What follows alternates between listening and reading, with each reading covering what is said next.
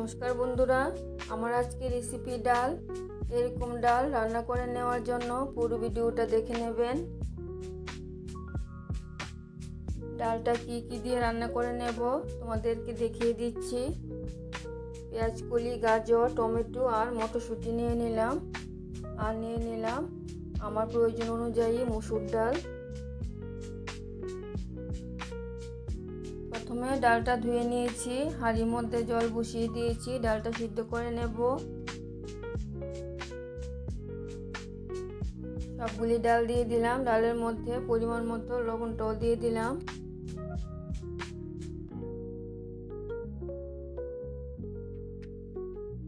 ডালের ফ্যানগুলি কেটে দিয়ে ডালটা সিদ্ধ করে নিয়েছি, ঘোটার দরকার হবে না। ডালের মধ্যে দুটো চেরা কাঁচা লঙ্কা দিয়ে দিলাম, আর একটু ফুটিয়ে নিচ্ছি। এখন ডালের মধ্যে ফোড়নটা দিয়ে দেব। কড়াইটা বসিয়ে দিয়েছি, কড়াইয়ের মধ্যে সরিষার তেল দিয়ে দিলাম। তেলটা ভালো করে গরম হয়ে গেলে ফোড়নে দিয়ে দেব তেজপাতা, শুকনো লঙ্কা, পাঁচ ফোড়ন। তেলটা গরম হয়ে গেছে, ফোড়নগুলি দিয়ে দিলাম। ফোড়নগুলি ভাজা হয়ে গেলে প্রথমে গাজরটা দিয়ে দেব।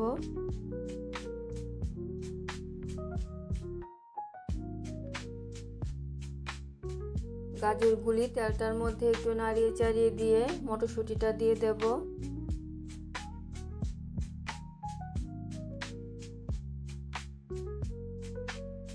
মটরশুঁটিটা দেওয়ার পরে পরিমাণ মতো লবণ দিয়ে দিলাম।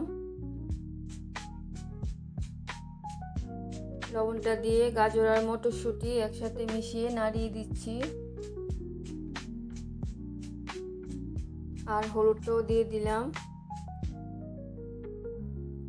হলুদটা দিয়ে আর একটু নাড়িয়ে দিয়ে পেঁয়াজ কলিটা দিয়ে দেব। এখন সব কিছু একসাথে মিশিয়ে হালকা ভেজে নেব।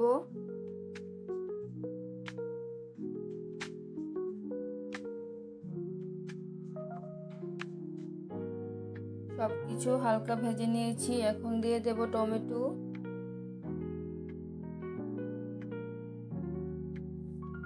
টমেটোটা একটু কষিয়ে নেব। এই ডালটার মধ্যে কোনো মশলা দিতে হবে না। এখন দুটো কাঁচা লঙ্কা চিড়ে দিয়ে দিলাম।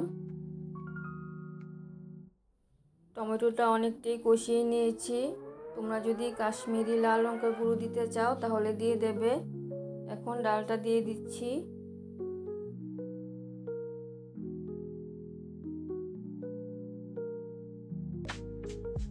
এখন ডালটা ভালো করে ফুটিয়ে নিয়ে সবজিটা সিদ্ধ করে নেব।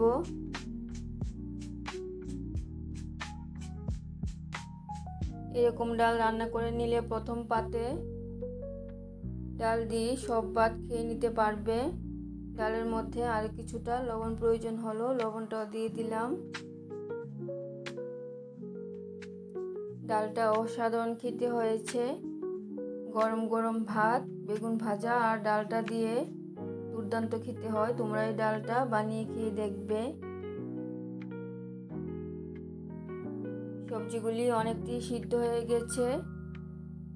এখন দিয়ে দিলাম ধনেপাতাটা দিয়ে আর ডালটা রান্না করলাম না, গ্যাসটা অফ করে দিয়েছি। রেসিপিটা যদি আপনাদের ভালো লেগে থাকে তাহলে আমার চ্যানেলটাকে সাবস্ক্রাইব করে আমার পাশে থাকবেন। লাইক, কমেন্ট, শেয়ার করবেন। দারুণ স্বাদের ডাল রান্না একদম কমপ্লিট হয়ে গেছে। আবার দেখা হচ্ছে পরের ভিডিওতে। সবাই ভালো থাকবেন, সুস্থ থাকবেন। ধন্যবাদ সবাইকে।